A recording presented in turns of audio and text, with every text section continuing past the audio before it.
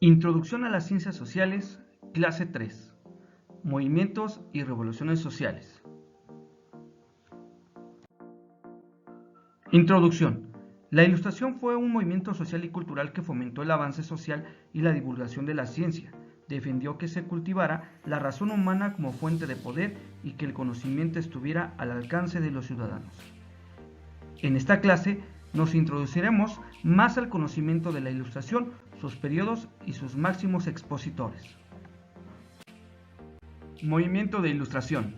La obra de los filósofos naturales que sacudió al mundo en la Revolución Científica había afectado solo a un número relativamente reducido de élites cultas de Europa. En el siglo XVIII, esto cambió drásticamente, cuando un grupo de intelectuales conocidos como los filósofos popularizaron las ideas de la Revolución Científica y las utilizaron para hacer un análisis radical de todos los aspectos de la vida. En París, capital cultural de Europa, las mujeres tomaron la iniciativa de reunir a grupos de hombres y mujeres para discutir las ideas de los filósofos. En su mansión de moda, en la calle Saint-Honoré, Mary Thérèse de Goffrin, esposa de un rico comerciante, organizó reuniones que se convirtieron en la nota destacada de Francia e incluso de Europa. Extranjeros distinguidos, entre los que se contaron un futuro rey de Suecia y otro de Polonia, compitieron por recibir invitaciones. Madame Goffin, al visitar Viena, fue tan bien recibida que exclamó: «Son más conocido aquí que a 2 metros de mi propia casa». Madame Goffin era una anfitriona amigable, pero firme, que permitió discusiones de amplio criterio siempre que se mantuvieran dentro del buen gusto. Al descubrir que los artistas no se relacionaban particularmente bien con los filósofos, los artistas eran irritables y los filósofos hablaban demasiado. Celebró reuniones separadas. A los artistas se les invitaba solo los lunes, a los filósofos los miércoles. Estas reuniones no eran sino una de muchas vías para la difusión de las ideas de los filósofos, y esas ideas tuvieron tan amplia influencia sobre su sociedad que los historiadores han llamado desde entonces al siglo XVIII la Edad de la Ilustración. Para la mayoría de los filósofos, la Ilustración incluía el rechazo del cristianismo tradicional, las guerras religiosas y la intolerancia de los siglos XVI y XVII habían disgustado tanto a los intelectuales que estaban abiertos e incluso impacientes de abrazar las nuevas ideas de la revolución científica. Mientras los grandes científicos del siglo XVII habían creído que su trabajo exaltaba a Dios, los intelectuales del siglo XVIII interpretaban sus conclusiones de manera diferente y le volvían la espalda cada vez más a la ortodoxia cristiana. En consecuencia, la vida intelectual europea del siglo XVIII se vio marcada por la aparición de la secularización que ha caracterizado la mentalidad occidental moderna. En 1784, el filósofo alemán Immanuel Kant definió la Ilustración como el acto por el cual el hombre se desprende de su inmadurez causada por él mismo. Mientras periodos anteriores se habían visto impedidos por la incapacidad de usar la inteligencia propia sin la guía de otra, Kant proclamaba como lema de la Ilustración: «Atrévete a conocer, ten el valor de usar tu propia inteligencia». La Ilustración del siglo XVIII fue un movimiento de intelectuales que se atrevieron a conocer. Estaban grandemente impresionados por los logros de la revolución científica y cuando usaban la palabra razón, una de sus favoritas, estaban abogando por la aplicación del método científico a la comprensión de la vida entera. Las instituciones y los sistemas de pensamiento. El nuevo espíritu crítico de la Ilustración. Llegó a adoptar planteamientos científicos respecto de temas reservados hasta entonces a la exclusiva creencia de la fe religiosa o de la teología.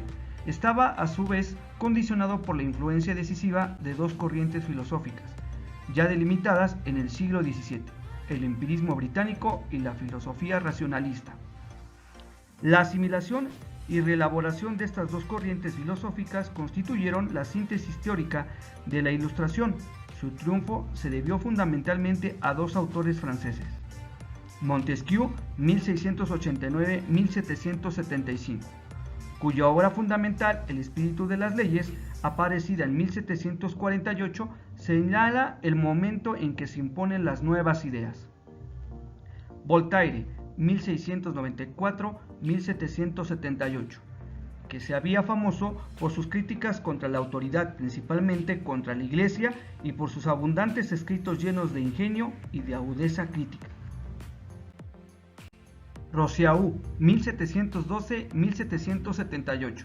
A pesar de pertenecer a la misma generación de filósofos ilustrados, constituyó una singularidad por el espíritu sentimental y popular que reflejan sus escritos, que ejercerían una influencia en la literatura romántica posterior.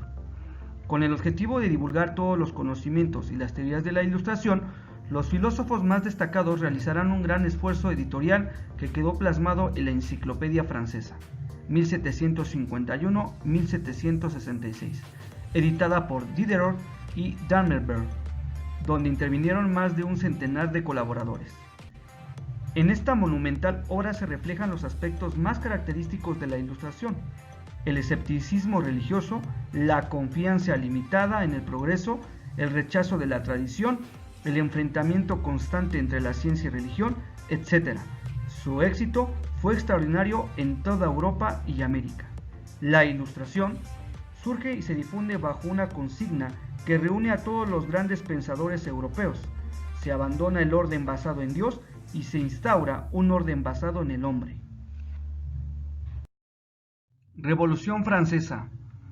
Una visión compartida por muchos historiadores es que las condiciones generadas por la Revolución Industrial y las transformaciones ideológicas originadas durante la Ilustración contribuyeron al desarrollo de la Revolución Francesa, si bien algunos autores la ligan mucho más con la Ilustración.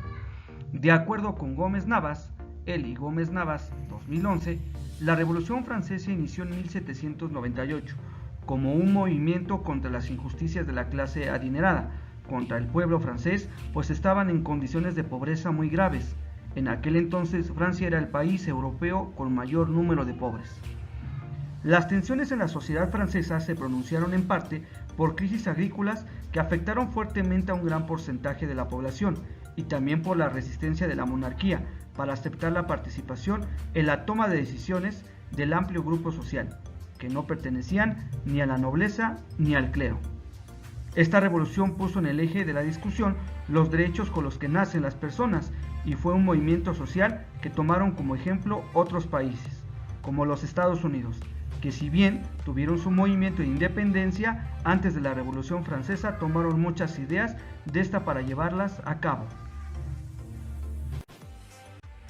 También se considera como un detonador ideológico la independencia de las colonias españolas como la Nueva España. Después de la Revolución Francesa sobrevino una época que se llamó el Terror. El Terror, a grandes rasgos, lo que sucedió fue que en la búsqueda de un mejor gobierno y mejores condiciones para todos, se llegó a forjar otro gobierno autoritario. La Revolución Francesa, junto con los fuertes cambios políticos, sociales y culturales asociados a esta, fortalecieron la necesidad de entender las causas de lo que ocurría en el ámbito social. Los ideales de la Ilustración inspiraron a algunos personajes históricos a organizar una revolución armada para derrocar un gobierno e instalar uno diferente. La Ilustración, movimiento intelectual 1620-1750 que abarcó todos los aspectos de la cultura. En el tema de la Ilustración te mencionaremos algunas de las etapas más destacadas dentro de este periodo. Nació en el siglo XVIII llamado el siglo de las luces. Se les llamó también iluministas a todos aquellos pensadores porque creían que con la luz de sus obras iban a despejar las tinieblas y a iluminar tantos siglos de oscurecimiento en la Edad Media generadas por las ideas de la Iglesia.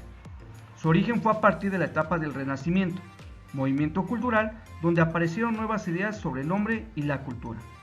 Enfrentaron al pensamiento tradicional medieval, donde todo era obra de Dios y los hombres tenían ya un destino en la tierra predestinado y estaba sujeto a un plan divino.